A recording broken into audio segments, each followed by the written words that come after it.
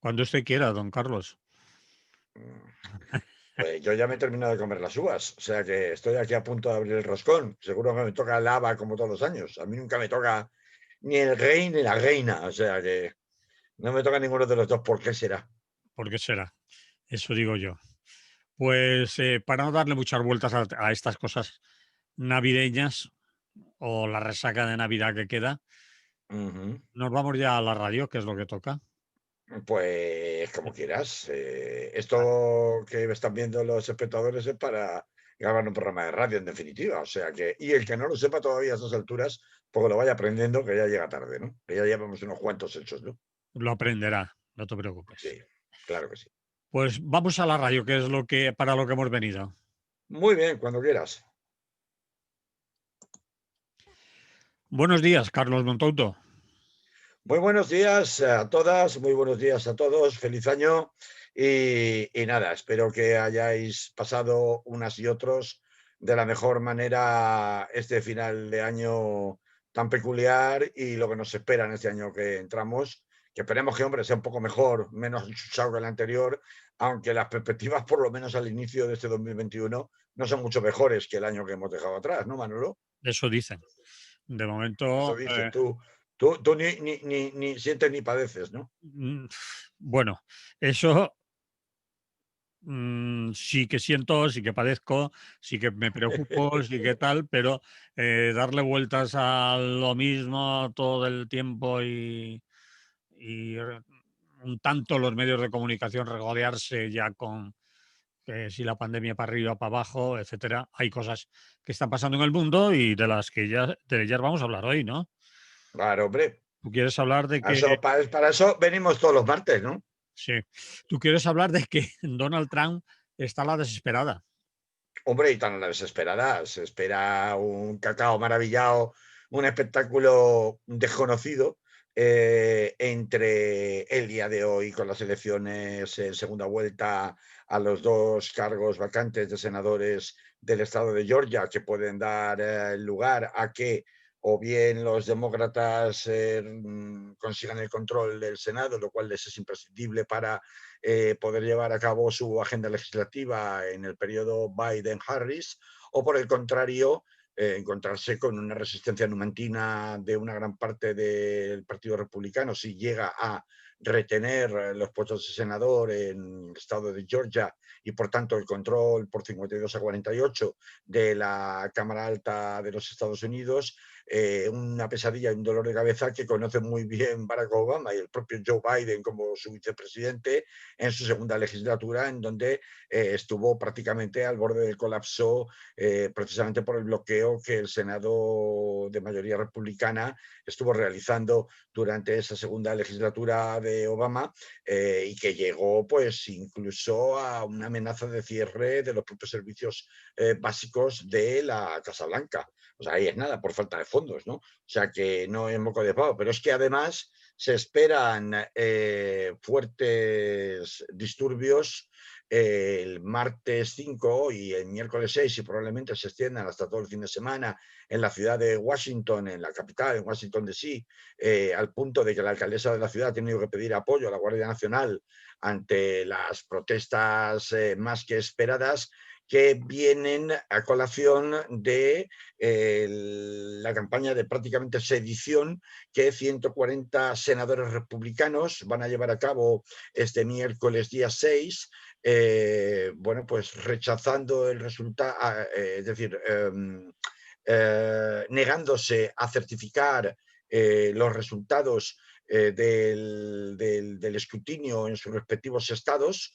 Del escrutinio me estoy refiriendo naturalmente a las elecciones presidenciales del 2020 y que, aunque no supondrían en definitiva el impedimento suficiente por número como para evitar la proclamación definitiva de Joe Biden como presidente, sí que están suponiendo un montón de problemas que ahora vamos a contar con más detalle y desde luego permiten inducir a unas protestas en paralelo que todo el sector pro-Trump tiene organizadas en las calles precisamente para denunciar como última maniobra o estrategia ese supuesto fraude electoral que ningún tribunal, pese a las más de 40 demandas que se han presentado en Estados Unidos, ha encontrado con indicios suficientes, ¿no?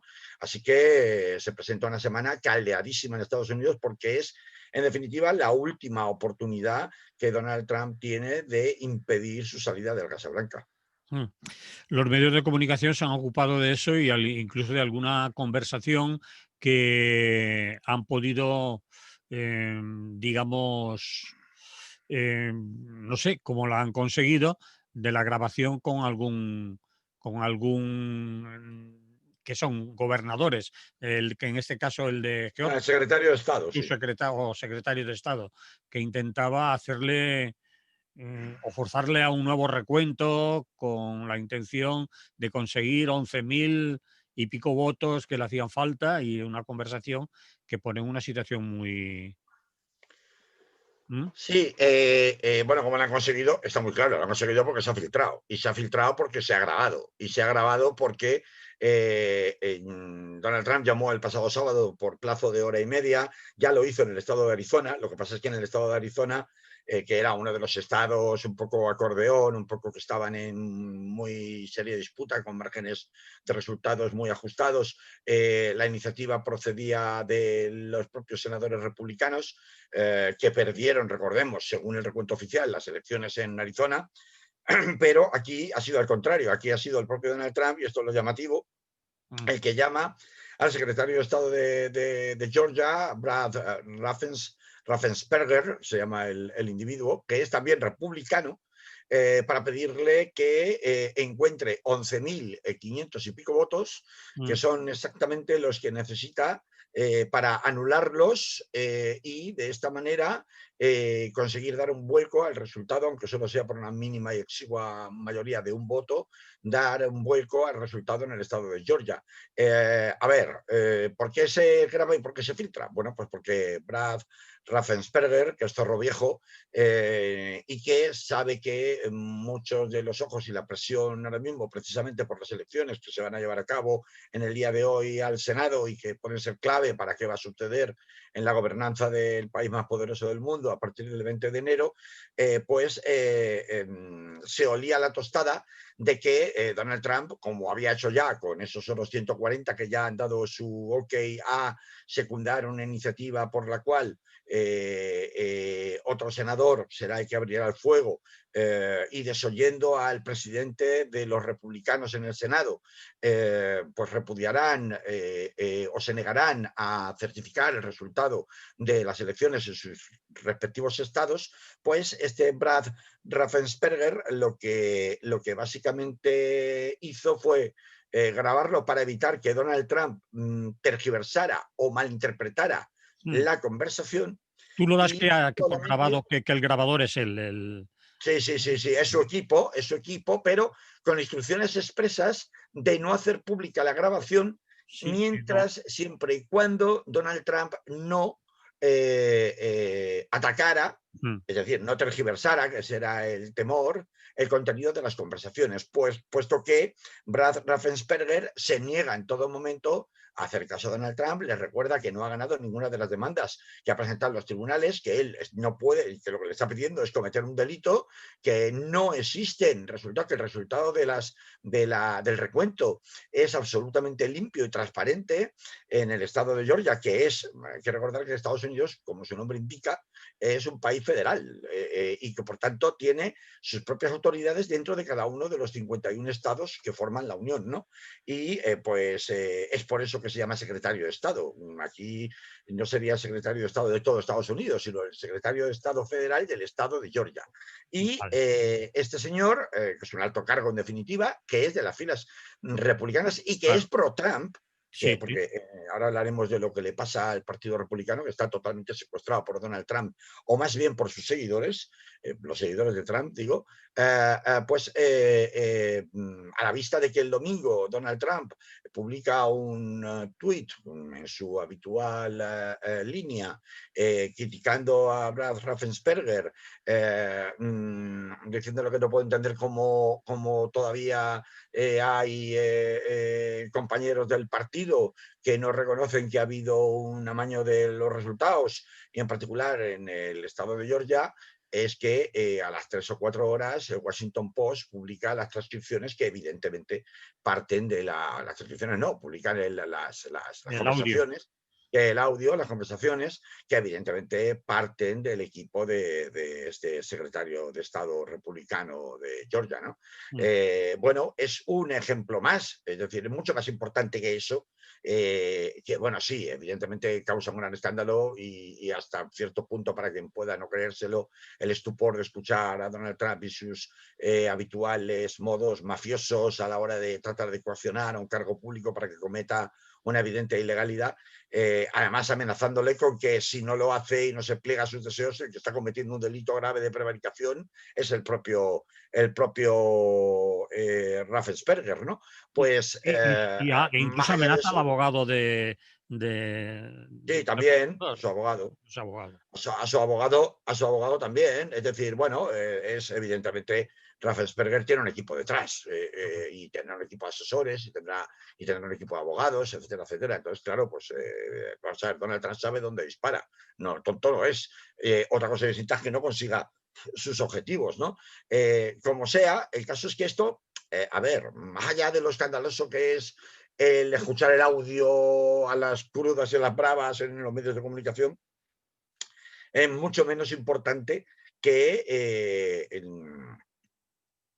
bueno, pues que esta especie de agenda programada en la cual pues se está partiendo el Partido Republicano por la mitad, colocándolo en una situación de pura sedición, hasta el punto de que los medios de comunicación norteamericanos se empieza a decir que el Partido Republicano es la nueva confederación, la confederación sureña. Mm. Recordad que es la que se levantó y provocó la guerra civil con la presidencia de Abraham Lincoln, ¿no?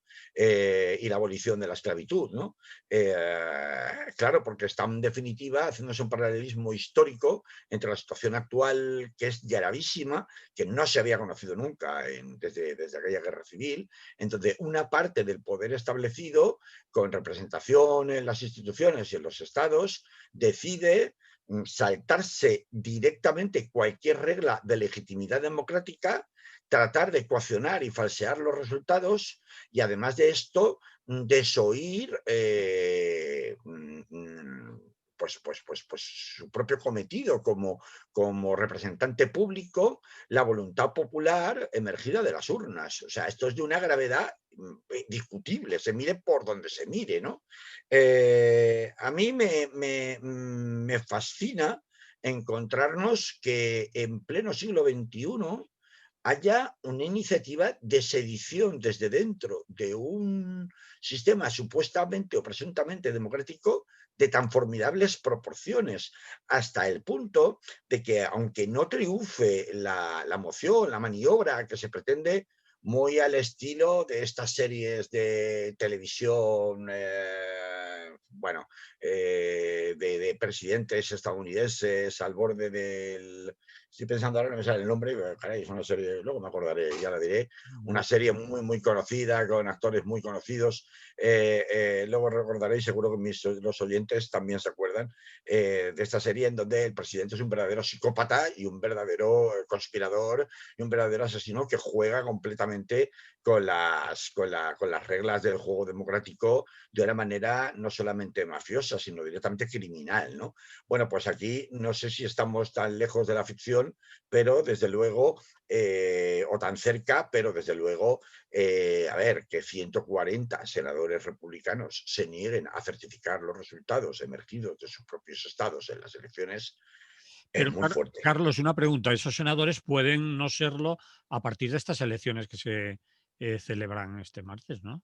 No, porque las Por- elecciones que se celebran este martes son elecciones solo en el estado de Georgia, es la segunda Ah, vuelta. claro, claro, claro. Porque no hubo mayoría suficiente para ninguno de los dos y según la regulación electoral de ese estado concreto, por eso antes mencionaba, hay que recordar que cada estado tiene sus propias instituciones, sus propias regulaciones, sus propios representantes, su propia corte de apelación, su propio tribunal supremo estatal, es decir, que tiene sus propios mecanismos, ¿no? Pero No es que todo está centralizado en Washington, ¿no? lo que quería aclarar yo entonces es que en ese estado estaban con la diferencia de un senador, creo. No, en Y ese estado no en hay el que estar estado con la En el estado de Georgia, los no, senadores no, podían, sí, bueno, no, a ver, te lo aclaro. Vamos a a ver, ver, en el estado de Georgia solo, donde se van a celebrar las elecciones al Senado, si ganaban los dos senadores, los eso demócratas, sí, entonces había, eso sí. eso es lo que te quería Espera, decir. espera, espera, espera, espera, Vamos espera. a ver. Vamos a ver, van por partes, que estamos liando al personal. Vamos a ver, una cosa es el Senado de los Estados Unidos y otra cosa es la elección a senadores que se realiza estado por estado, ¿vale? Vale, vale. La configuración actual tras la primera vuelta, con los resultados provisionales de la primera vuelta, que dio los resultados, pero por un margen demasiado ajustado, y por eso es que tiene que celebrarse una segunda vuelta, Sí, ganaron los republicanos. sí. Por eso, ahora mismo, si se tuvieran en cuenta para el Senado de todo Estados Unidos los resultados solo con los de la primera vuelta de Georgia, habría un porcentaje de 52 senadores republicanos por 48 de los demócratas y, por tanto, los republicanos retendrían el control del Senado de Estados Unidos. Sí, Ahora bien, como va a haber una segunda vuelta, esos dos senadores, esos que van del 50 al 52 para los sí. republicanos, según los resultados que les fueron favorables en la primera vuelta, si eso no se confirmara y por el contrario, esto diera la vuelta y finalmente los que ganaran en la segunda vuelta fueran los demócratas, Mm. el resultado para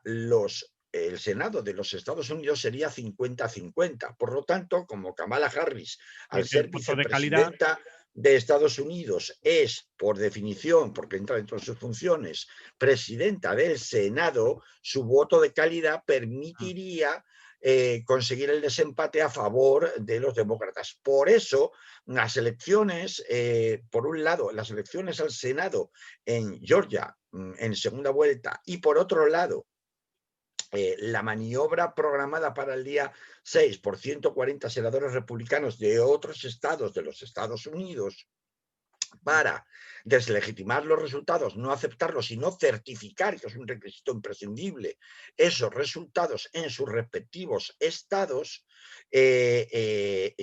genera dos cosas que ha provocado que el presidente de la mayoría republicana en el Senado le dijera por activa y por pasiva, tanto a Donald Trump como a esa minoría díscola y sedicente de sediciosa republicana de senadores, que por favor eso era una locura porque, por un lado, podían influir de forma fatal para los intereses republicanos en las elecciones de Georgia, de los senadores de Georgia, y acabar perdiendo el control del Senado que ahora mismo, con los resultados de la primera vuelta en Georgia, sí que tienen. Y en segundo lugar, puede incitar a unos desórdenes de orden público de una gravedad desconocida, que es lo que explica por qué la mismísima alcaldesa de la ciudad de Washington, Muriel Bowser, ha solicitado el apoyo explícito de la Guardia Nacional para la policía local, los bomberos y los servicios de emergencia, porque ya se sabe, porque ya lo ha anunciado Donald Trump, que va a haber unas manifestaciones programadas en la ciudad de Washington, en Washington DC, en la capital, para el martes y el miércoles, mientras el Congreso se prepara para certificar los resultados del colegio electoral. Es decir, se calcula que más de 1 millón de seguidores de Donald Trump van a estar marchando de manera kamikaze en la ciudad de Washington este día 6, al mismo tiempo que en el Senado de los Estados Unidos se produce esta maniobra de pura sedición por parte de los senadores seguidores de Donald Trump. Esto, aparte de despedazar por la mitad al Partido Republicano, pone en evidencia además dos cosas. Y a mí me sabe mal estar dando la lata todo el tiempo a los oyentes de Radio Clara con lo que pasa o deja de pasar en Estados Unidos, pero es que estamos asistiendo a un espectáculo en una democracia burguesa que nunca habíamos visto antes. Y es que pone en evidencia, decía, dos cosas. Una, que se puede forzar los límites de la democracia a unos niveles insospechables o insospechados, como está haciendo Donald Trump. Y segundo, que el Partido Republicano está secuestrado por los seguidores de Donald Trump. Uno de los grandes problemas de la mayoría de los senadores que en este momento se mantienen de forma tibia respecto a si secundarán esa maniobra de los 140 que ya han declarado que efectivamente van a seguir esa posición sedicente o sediciosa, es que se juegan el tipo frente a la propia ira de los seguidores de Donald Trump, que en definitiva son sus votantes. Entonces, claro, Trump está acusando a todo el que no le sigue dentro de sus filas republicanas de traidor, lo cual significa ponerle el dedo en la Bueno, la ponerle la marca, diana estigmatizar. de los propios seguidores republicanos que tienen que votarle a este representante del Partido Republicano que sea, ese senador, ese gobernador, ese alcalde, en su respectiva circunscripción. Y esto genera un estado de ansiedad como no se había visto nunca, no solamente en aquellos que no quieren perder el cargo, sino también en aquellos representantes públicos que ahora mismo no se están jugando el cargo o no se lo van a jugar en el plazo de 2 años o hasta dentro de 2 años, pero que pues están bajo la diana, incluso con intimidaciones, amenazas de muerte, gente armada a las puertas, como se ha visto, por ejemplo, en algunos centros de recuento electoral. Vamos a ver, no, aquí lo vemos de lejos y creemos que esto es un circo, pero no es ningún circo. Es decir, realmente hay un riesgo de conflicto civil importante esta misma semana, porque es el último asidero que tiene Donald Trump para evitar lo que le viene después de su salida previsible con todo y con esto de la Casa Blanca el día 20 de enero, que son las causas criminales pendientes que tiene ante la Fiscalía del Estado de Nueva York, de todo tipo, porque no tiene una, tiene varias, algunas de ellas especialmente graves, como la fiscal, que en Estados Unidos el delito fiscal es un asunto muy serio, mucho más serio probablemente que aquí en España, y que, bueno, pues en este margen de desesperación en el que anda metido el propio Donald Trump preparando su después del día 20, en el caso de que no pueda evitarlo, también está las circunstancias de cómo va a quedar el Partido Republicano de polarizado dentro de sus propias filas si finalmente Donald Trump sale y no consigue retener el poder, ¿no? Porque, y fíjate que lo estoy planteando en términos de que no se sabe lo que puede pasar de aquí al día 20, pero sí que es cierto y verdad que aunque salga de las filas del Partido Republicano, perdón, de la Casa Blanca, las filas del Partido Republicano están tan polarizadas y están tan extremadas en favor de las tesis que alimenta un día sí y otro también Donald Trump, de que les han robado las elecciones, que aunque sea mentira, cualquiera que se aleje de esa tesis del post-trumpismo va a tener serias dificultades dentro del Partido Republicano para volver a retomar la senda de una cierta cordura y de una cierta lealtad institucional, ¿no? Dentro de los Estados Unidos, donde el Partido Republicano detenta amplias cuotas de poder institucional. Se está, por ejemplo, planteando en muchos territorios por parte de quienes todavía conservan el poder, como gobernadores o como senadores o como alcaldes o como fiscales generales del Estado o que tienen el control del Tribunal Supremo del Estado. En el lado republicano se están planteando cosas tan tremendas como la completa revisión de la ley electoral del Estado para dejar fuera precisamente todo el voto por correo, todo el voto de las comunidades más marginales, todo ese voto que está provocando ahora mismo que desde el pasado fin de semana toda la caballería mayoría, tanto demócrata como republicana, esté casi visitando casa por casa y pueblo tras por pueblo en el estado de Georgia, que es un estado bastante rural al margen del círculo del cinturón industrial de Atlanta, que es la capital, y de alguna ciudad más como Macon, está provocando que siendo un entorno muy rural, un estado muy rural, como digo, se hayan volcado todas las planas mayores de los respectivos partidos para hacer campaña precisamente por esas elecciones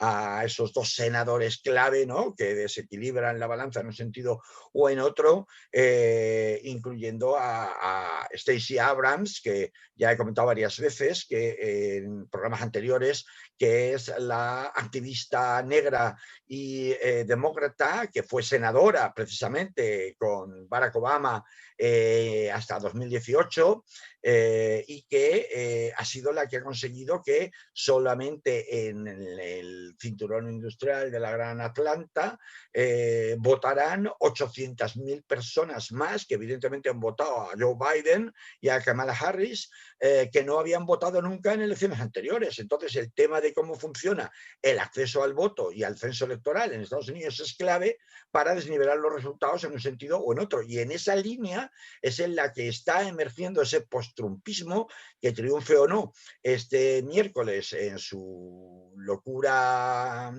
secesionista, pues sí que va a dejar muy marcado todo lo que suceda a partir del 20 de enero y hasta el propio 20 de enero, en función de lo que suceda con los problemas de orden público que se avecinan. Veremos si con ataques terroristas o no, porque, en fin, hay que contemplar todas las opciones teniendo en cuenta a la cantidad de colectivos trampistas de extrema derecha y supremacistas, algunos de ellos muy armados y muy peligrosos, no lo digo yo, lo dice el propio FBI, que se van a dar cita, como digo, en la capital de los Estados Unidos, en Washington, Distrito Central, este próximo Día de Reyes para nosotros, ¿no? Es decir, mañana, con lo cual, pues ya ves que la situación no es para bromear, ni mucho menos allí, y que se presenta una semana desde el punto de vista pues, político, ¿no? Y desde el punto de vista social, absolutamente imponente,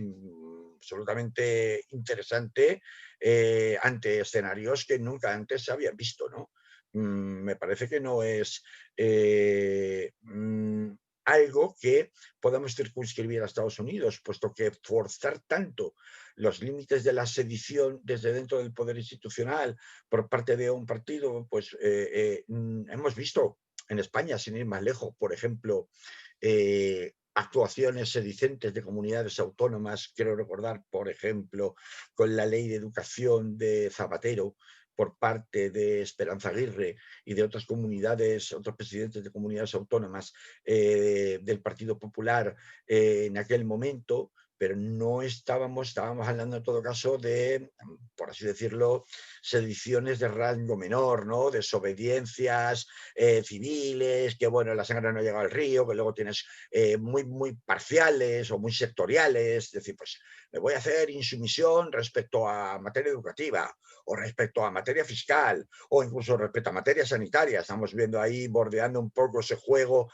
a Díaz Ayuso en Madrid, ¿no? En la Comunidad de Madrid, con el Ministerio de Sanidad siempre a la gresca, ¿no? Pero claro, aquí es que estamos hablando de algo mucho más gordo. Aquí ya no estamos hablando de una sedición a efectos pues, es decir, estamos hablando de algo perfectamente comparativamente hablando con lo que sucedió en Cataluña en el 1 de octubre. Es decir, estamos hablando de romper el orden institucional directamente, el orden constitucional, con todas las de la ley.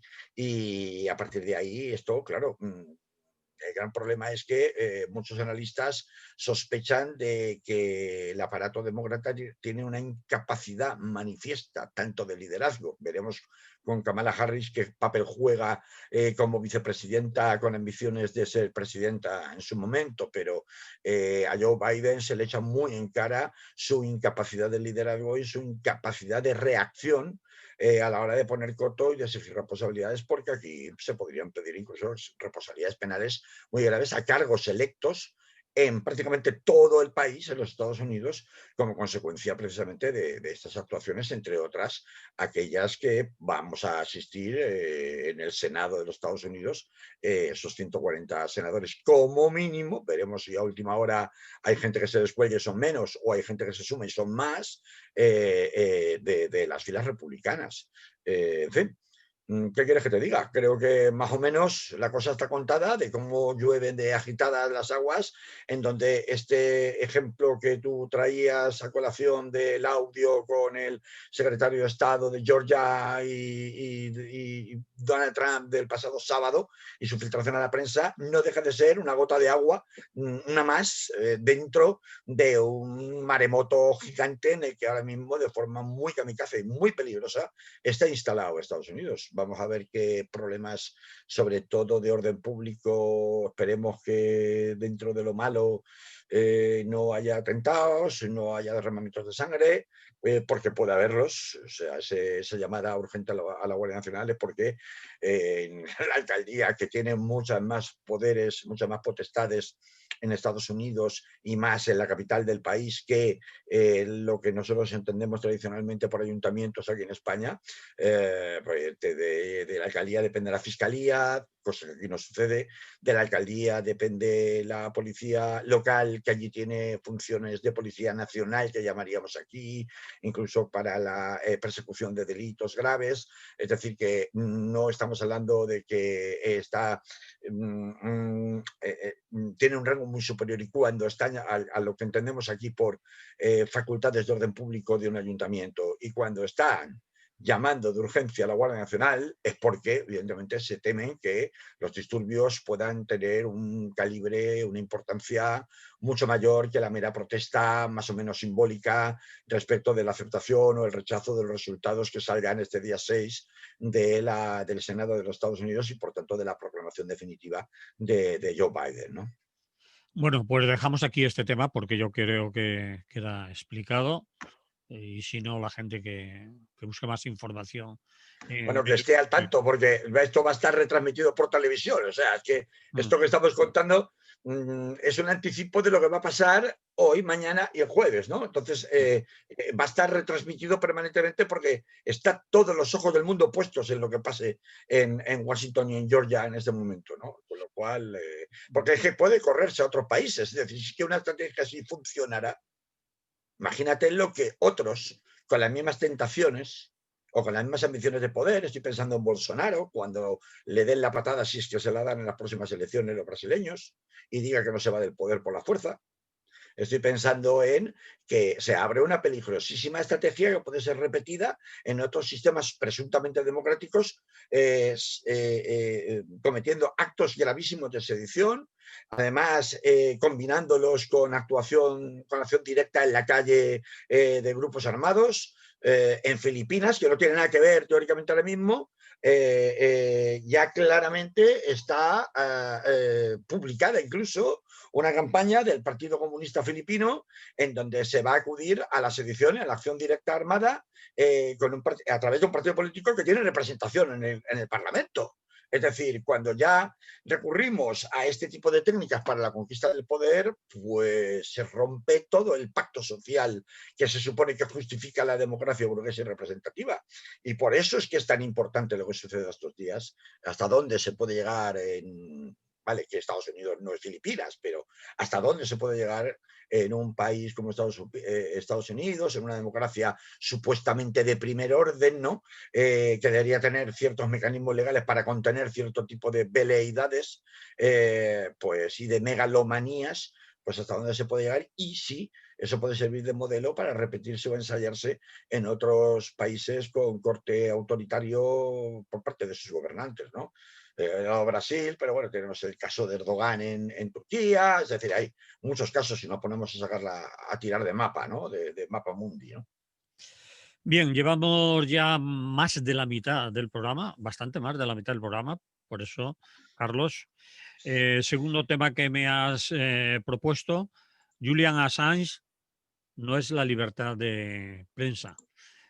Supongo que te refieres a que el motivo de su puesta en libertad de momento en Inglaterra, en Gran Bretaña, no es por motivos de libertad de expresión, sino que la jueza que ha dictaminado ha acudido a problemas mentales, casi de riesgo de suicidio de propio Assange si es extraditado a Estados Unidos. Bueno, eso es un resumen muy sucinto de lo que vas a contarnos. Empieza.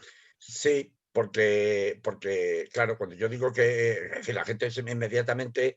A ver, Julian Assange se ha convertido en un símbolo, ¿no? Wikileaks es un Está claro. símbolo de la independencia, de la libertad de prensa y de la necesidad de mantener abiertos pues el uso de la figura que en inglés se llaman whistleblowers, que son los alentadores o también los soplones, se puede traducir, aunque más despectivamente, que son las personas, las gargantas profundas que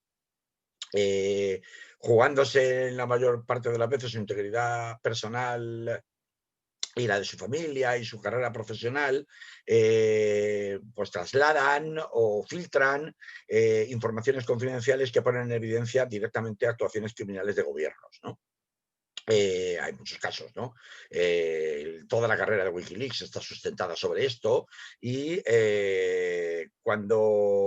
y esto explica, digo, por qué Julian Assange, al margen de su especial vía crucis personal, que ahora haremos un poco de recuento sucinto, aunque sea, ¿no? Ha convertido a Julian Assange en un icono, en un símbolo de la independencia frente a los poderes que gobiernan el mundo, el nuevo orden mundial, ¿no?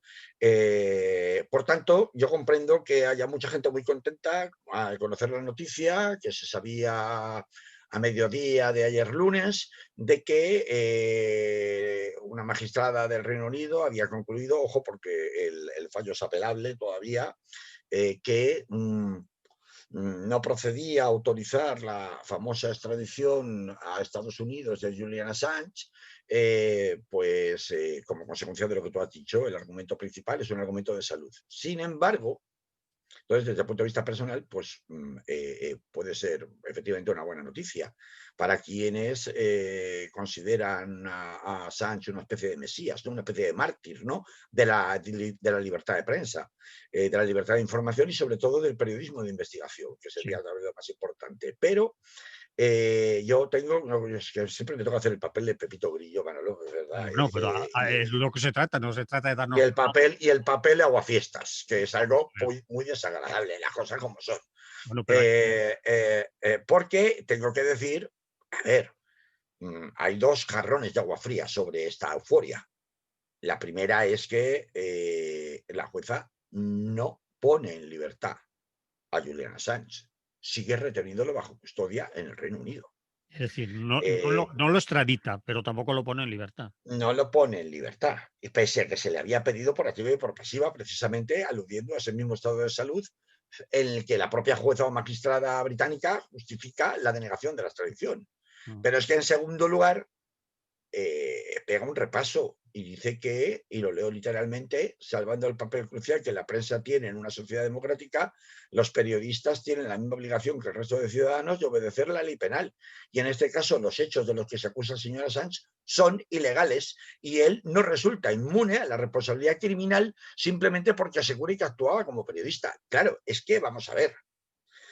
Esto lo que está viniendo a confirmar es lo que efectivamente quienes han seguido mucho más de cerca la cuestión de todo el rifirrafe y de cómo se montan las distintas estrategias para no solamente para encarcelar a Assange, no solamente para retirar de circulación a Wikileaks, sino también para dar un escarmiento público a cualquiera que se atreva a desafiar la verdad oficial.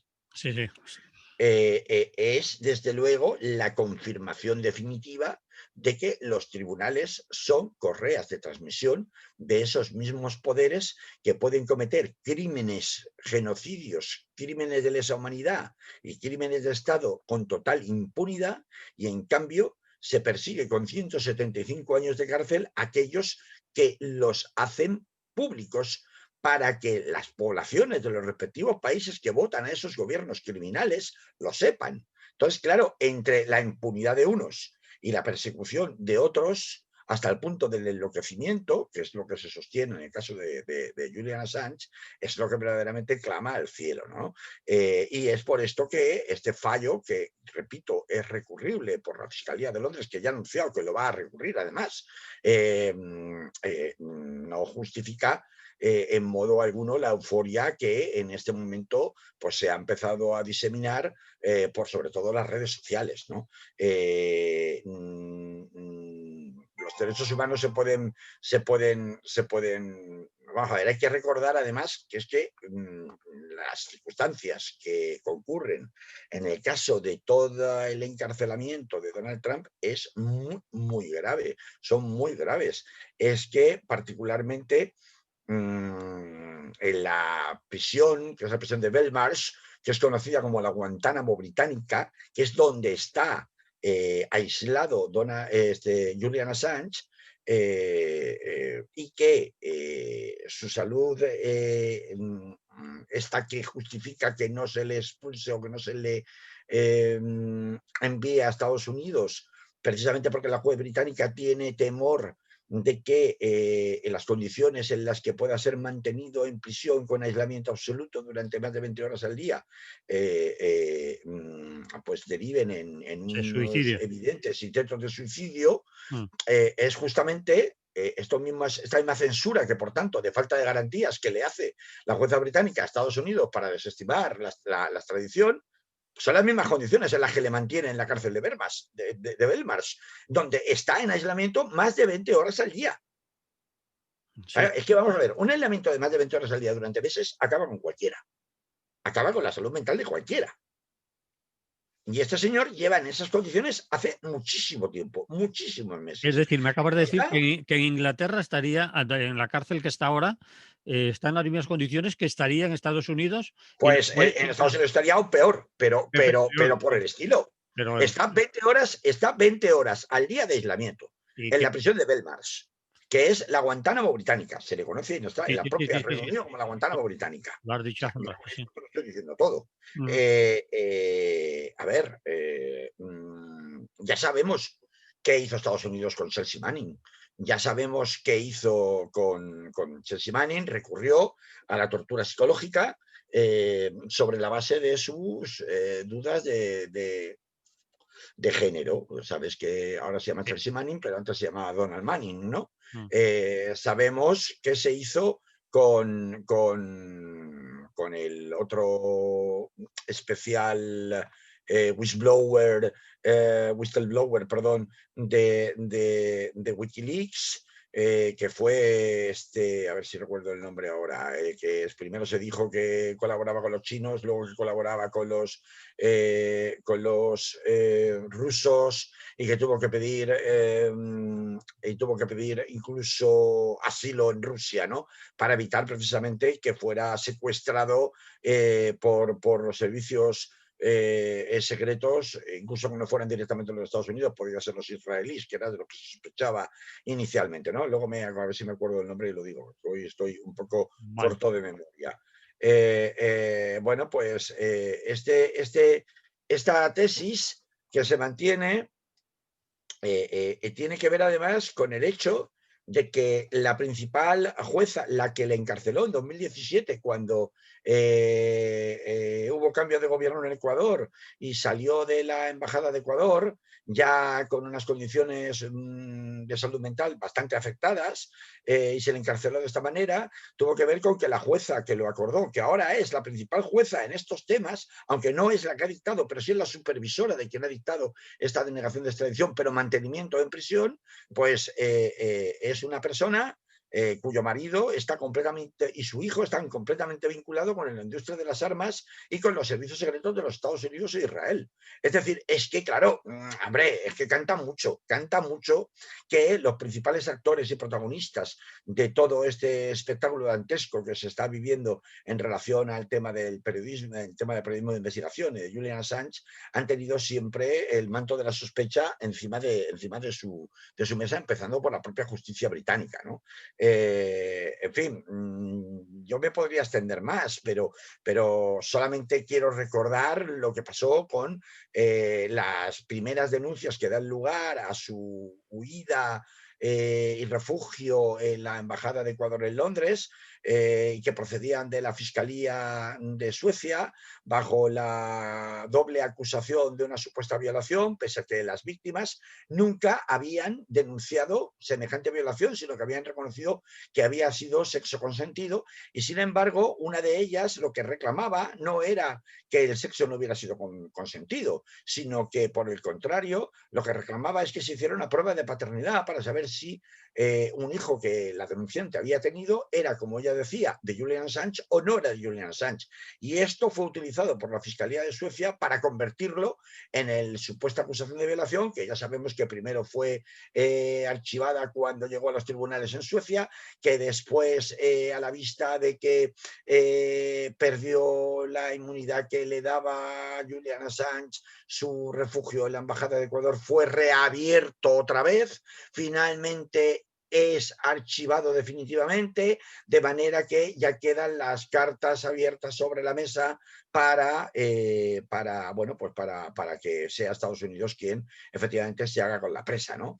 Yo creo que ya Julian Assange está amortizado, es decir, ya los que buscaban desarticular o Wikileaks y dar un escarmiento mundial a quien se atreva a desafiar la verdad oficial, está conseguido, porque le han destrozado la salud mental a ese hombre. Se la han destrozado. Es que llevamos 10 años así, ¿eh? Sí, sí. Llevamos prácticamente toda esta década, si no toda la década, casi toda, Sí, desde el 2012, quiero recordar que estamos hablando de esto, ¿no? sí, señor. Yo lo veo muy difícil que incluso aunque este señor quedara en libertad, pudiera recuperar el pulso combativo que Wikileaks llegó a tener en su momento. Por una parte, ¿qué whistleblower va a confiar en jugarse el tipo para denunciar estas cuestiones de tanta gravedad a nivel mundial, pues sabiendo que aquellos que podían garantizarles una cierta inmunidad y secreto profesional que garantizara su propia vida, pues están en la situación en la que han convertido a Julian Assange. Probablemente nadie, ¿no? O muy poca gente, ¿no? Es muy difícil, ¿no?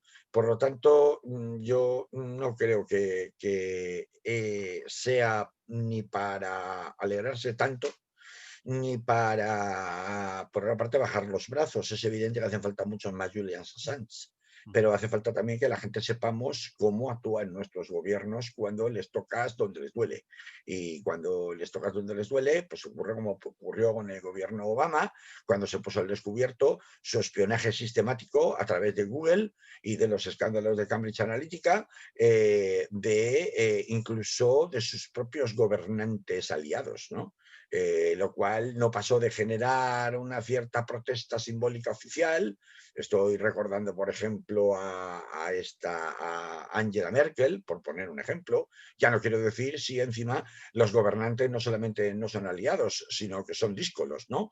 Pues con mayor motivo todavía, ¿no? Es decir, la utilización de las nuevas tecnologías para estos menesteres de espionaje absolutamente ilícitos, ¿no? Pero también hay que saber que el espionaje y las cloacas del Estado están en todos los estados, no se van a ir, forman parte de la mascarada de las democracias burguesas representativas y en general del orden político internacional, y que efectivamente el precio por levantar las alfombras, aunque sea de una gravedad extrema, en este tipo de asuntos es pues jugarte la vida o la salud mental, como en el caso de Julian Assange, pero que por otra parte en realidad su cometido principal, sea a través de Anonymous, sea a través de Wikileaks, sea a través de quien sea, de las plataformas que sean, tiene que ser la de convencer a cada vez más ciudadanos de que no nos creamos a pies juntillas las verdades oficiales que se cuentan, en particular en materias muy sensibles y sobre todo aquellas que tienen que ver con la seguridad de los estados, ¿no? Las verdades que se cuentan sobre la seguridad de los estados, que se cuenta, por ejemplo, que diré yo, en el caso de España, en políticas de migración, lo hemos visto con las cloacas del Estado españoles y el uso de fondos reservados, por ejemplo, en la lucha absolutamente sucia y maloliente contra el independentismo catalán o contra Podemos, etcétera, etcétera, son alcantarillas y cloacas que, por el hecho de que siempre hayan estado ahí, siempre vayan a estar ahí, no significa que puedan quedar impunes. Y cuanto más luz y taquígrafos pueda haber y más audiencia o público pueda tener esa luz y esos taquígrafos, más opciones hay de que por lo menos tengan que cuidarse los malvados, ¿no? Los malhechores, ¿no? Los que realmente mandan, los que nunca quieren salir en las televisiones, en los periódicos, pues más tengan que cuidarse de hacer las cosas, es decir, no atreverse a llegar tan lejos como se ha llegado aquí. Porque cuando esto sale, ya hemos visto hasta qué límites absolutamente criminales son capaces de llegar y hasta qué límites son capaces de subvertir la opinión pública, desacreditando a los testigos para hacerles creer a la opinión pública que lo importante es que Julian Assange violó a no sé quién, o que Donald Manning hizo esto, o que el otro es un vendido a los chinos. Si en lugar de pues hablar de las cosas que hay que hablar, ¿no? Que son los vídeos de los asesinatos brutales y crímenes de Estado que se revelaban en las filtraciones que publicaba Wikileaks sobre la guerra de Irak, y que quedan impunes. Es que estoy recordando, por ejemplo, el caso de José Couso, ¿no? ¿Cuántas cabezazos contra la pared se ha dado la familia Couso y se ha dado la prensa supuestamente libre en España por el asesinato de José Couso? Cero responsabilidades. Y eso que estaba documentadísimo. Imaginemos cuando no está documentado o cuando las víctimas no son población civil de primer orden, de estados de primer orden mundial, como pueda ser España en realidad, ¿no? Sino que son población civil en Irak, en Siria, en Afganistán, en donde uno quiera, en Yemen, donde uno quiera, ¿no? Entonces, Está creo claro. que es más importante que tengamos claro bueno, pues que más allá de lo que le pase o le deje de pasar al señor Assange, es más importante que nada que tengamos claro que la contrainformación es esencial en estos tiempos y venga de donde venga, aunque por supuesto que hay que cribarla y hay que verificarla en lo que se pueda antes de darle divulgación, pero evidentemente que hay que apoyarla y hay que no creerse todo lo que nos cuentan, ¿no? Muy bien, Carlos, nos quedan 3 minutos. No sé si los quieres aprovechar o ponemos música, porque si te pasas de 3 minutos, el reloj te va a cortar. Sí, ¿no? Sí, Reloj que marcan las horas. el reloj no Pues son. oye, que tenemos un jaleo gordo aquí en Valencia. ¿Qué Pues pasa? ¿Qué eso está pasando, Manolo? te quería decir que tú me propones un tercer tema de la sanidad pública valenciana en situación de colapso, situaciones que en los medios de comunicación se han publicado más veces y que ahora, bueno, en esta supuesta tercera ola o en esta segunda ola final de fiestas de Navidad, pues está todo desbordado, ¿no?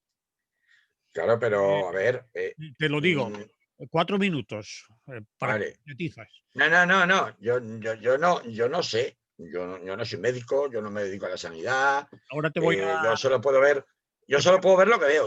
Y como espectador y como persona que vive en Valencia, me pregunto, pero si la Comunidad Valenciana había teóricamente observado un control de la pandemia razonablemente aceptable, ¿cómo es que de pronto ahora las cosas se nos han descontrolado tanto hasta el punto de que se nos van a meter probablemente nuevas restricciones esta misma semana? Y tenemos ahí el Hospital de la Ribera en Alcira en unas condiciones absolutamente demenciales, con enfermos directamente de COVID directamente en los pasillos, con las bombas de oxígeno. Es decir, ¿qué ha pasado para que se nos haya ido de las manos de esta manera en la Comunidad Valenciana? Porque yo no estoy hablando ya de Madrid o de Cataluña o de otros sitios. ¿Qué hemos hecho mal? Pues esta es la pregunta que quiero hacer. Yo no tengo la respuesta, pero ¿qué hemos hecho mal? Es decir, realmente es que es toda una cuestión de insensibilidad de los ciudadanos. Se nos ha ido la pinza y nos hemos puesto morosos gin tonics en las terrazas de bares atiborrados de gente, de manera que nos hemos contagiado masa. Y eso ha ocurrido no solamente en la ciudad de Valencia, ha ocurrido porque no es solamente en la ciudad de Valencia, es que hay un montón de pueblos que están en las situaciones que hemos pasado muy por encima ya de los 250 diarios, que se supone que es límite de riesgo extremo. Entonces, en fin, yo tengo aquí pantallas que podría enseñar ahora con datos que me había buscado, que no da tiempo a enseñar No. en la transmisión de Facebook, igual sí, pero para la radio no, que vendrían al caso ahora de poblaciones que tenemos, pues que están fatal. Entonces, yo no sé qué está sucediendo en Valencia, porque de pronto en Valencia se nos ha disparado de una manera absolutamente incontrolada. Pero si es como me intuyo, porque en esa tensión dialéctica permanente entre, vaya, salvar la Navidad, voy a decirlo a brocha gorda porque tengo poco tiempo, y controlar la pandemia, pues debieran haberse adoptado medidas más contundentes, por ejemplo, respecto a los centros comerciales. Es verdad que se ha visto muy recientemente una imagen de un centro comercial, creo que era en Marbella, atiborradísimo de gente porque iba un payaso de estos de la televisión, ¿no? Me Pero, pero me reafirmo en tu teoría, porque precisamente se van ahora a tomar medidas más duras después de que la gente haya acabado de comprar los regalos para el día 6. claro, Es decir, que había que salvar la Navidad, que no ah, es ningún brochazo gordo, está ah, clarísimo. Y a eso si quieres añadir otro argumento que es el de siempre. Falta de personal, falta de previsión, se ha visto ahora con las vacunas. No son capaces de... bueno, el tema vacunación lo voy a dejar para otro día porque el Vamos, tema vacunación, ya lo hablamos la semana pasada, argumento. el riesgo está siendo la lentitud de la vacunación por falta de personal, por falta de organización interna entre distintas comunidades, entre distintos Pero Carlos, departamentos. eso es crónico en la sanidad valenciana. Sí, pero espera. Quería decir que el tema de vacunación es un tema, por el retraso, la lentitud en los trámites y en llevar a cabo la vacunación, está siendo común en toda Europa. Es decir, no solamente ocurre en España, ojo, está ocurriendo en Italia, está ocurriendo en Alemania, está ocurriendo en Francia. Macron se ha cogido un cabreo monumental porque llevan nada y menos, es decir, no van a este ritmo, están sacándole las cuentas en todos los países a todos los presidentes diciéndoles, oiga, es que a este ritmo terminamos de vacunar en 2038. En 2038 terminamos de vacunar. Entonces, el tema de la vacunación es otra historia. Yo, que podemos entrar otro día, pero hoy no tenemos tiempo. Y nos queda un... Pero a lo que yo voy es pero pero al margen de la vacunación, ¿por qué los contagios se han disparado en Valencia? En la Comunidad Valenciana, que había estado conteniendo más o menos razonablemente bien la expansión de los contagios, y cuando tenía que cerrar perimetralmente un municipio, lo cerraba. ¿Y aquí qué? ¿Y qué pasa? ¿Que estamos en diciembre tocándonos los pies? ¿Están los funcionarios de vacaciones? ¿O qué ha pasado? ¿Qué ha pasado? Para que estemos en este plan. Porque no teníamos que estar en este plan. No veníamos de un incremento, de una tendencia como para estar en este plan. Y ha llegado el mes de diciembre y nos hemos vuelto locos. Y ahí tenemos el Hospital de la Ribera. Cuando no sean otros. Porque hay hospitales en Inglaterra están directamente, ya lo están diciendo, están ya en situación de colapso sanitario. Pues espérate aquí. ¿Qué esperamos? ¿A que lo de la Ribera se repita? Y estamos en la paz igual, y digo, en la paz, en la fe igual. Claro, o sea, quiero decir, habrá que pensarlo un poquito esto un poco mejor, ¿no? Y a mí que me vengan a poner medidas de restricciones muy serias a partir del día 7 de enero, eso era chiste. De hecho, se supone que las tenían que haber metido este pasado viernes y no las han metido en la Comunidad Valenciana. Y no soy yo el que me encanten las restricciones precisamente, pero digo yo que alguna cosa tendrán que hacer, ¿no? A partir, No de, sé. a partir del día 6. Lo tenemos que dejar. Claro, a partir del día 6, no se ha fastidiado mayo. Pues eso explícaselo a los que están con la bombona de oxígeno en el pasillo, ahí sin ningún tipo de medida de protección de ninguna clase en el Hospital de la Ribera. No, mire, es que como había que esperar el día 6 que terminaran de comprar los Reyes, ahora usted se fastidia. Pues Bien, explícaselo. Que salga la consejera de Sanidad y que salga el señor Chimo Puig y se lo explique. lo dejamos Yo lo porque siento mucho tener que decir esto, pero que es así. lo tenemos que dejar, Carlos. Claro. Pues bueno, lo dejamos ahí, pero estoy seguro que los oyentes tendrán muchas cosas que decir al respecto. Bueno, y espero que lo digan ahora cuando entremos en la parte del espacio de entrevistas de Yo Le Directe. Bueno, si no, Claro, es que, a ver, no aquí pueden decir. alguien ha metido, o muchos hemos metido mucho la pata en la Comunidad Valenciana. Estoy hablando, y esto sí que es específico de la Comunidad Valenciana. Pues así terminamos, ¿te parece? Muy bien, perfecto. Hasta la Ahí lo próxima. vamos a dejar hasta el lunes que viene, a ver qué pasa. Ahora han pasado ya los regalos y el champán y el rojón de Reyes, el cava, lo que sea, y entonces ya seremos todos buenos y ya verás cómo entonces ya, ahí sí, ahí, todos en casita a las 10 de la noche o a las 8 o a las 7. Vale. Hasta la semana que viene. Que vaya bien. Hasta la semana que viene. Bueno, compañero, has acabado 3 segundos fuera del reloj. Si no sale, no sale. Bueno, la última palabra no se me habrá oído. Pues eso. Eh, Bueno, en fin, pero hemos podido decir lo que había que decir, ¿no? Porque, a ver, es más esto largo, es, hay que darle más vueltas, pero ya espero que nos quede tiempo para hacerlo. claro, claro. Snowden, Edward Snowden, era el Ahora, whistleblower ahora sí, que yo yo que también, yo quería decir. yo Y también. la serie, podría haber dicho en la radio, mira, me ha venido a la cabeza ahora, la serie, que es la serie esta de este, ay, House of Cards. Y la serie era House of Cards. La serie a la que yo hablaba antes, en donde el presidente es un verdadero presidente asesino, criminal absoluto de Estados Unidos. Es demócrata, en la serie es demócrata, le presentan como demócrata, no como republicano, pero sus maniobras en el Congreso para trucar la ley, dar pucherazos a elecciones, coaccionar y chantajear a los responsables necesarios para conseguir sus objetivos, la forma en la cómo llega a la presidencia. A ver, es una serie anterior, empezó con anterioridad a la llegada de Donald Trump al poder. Creo que todos los aficionados la habrán visto, House of Cards, que es una serie mítica de esta década que acaba de terminar, de 2010 al 2020, pero realmente viendo lo que hemos estado comentando de las maniobras de Donald Trump preparadas para hoy y para mañana, no sé, va mucho de lo que vamos a ver no en la ficción, sino en las calles, ¿no? de Washington DC, ¿no?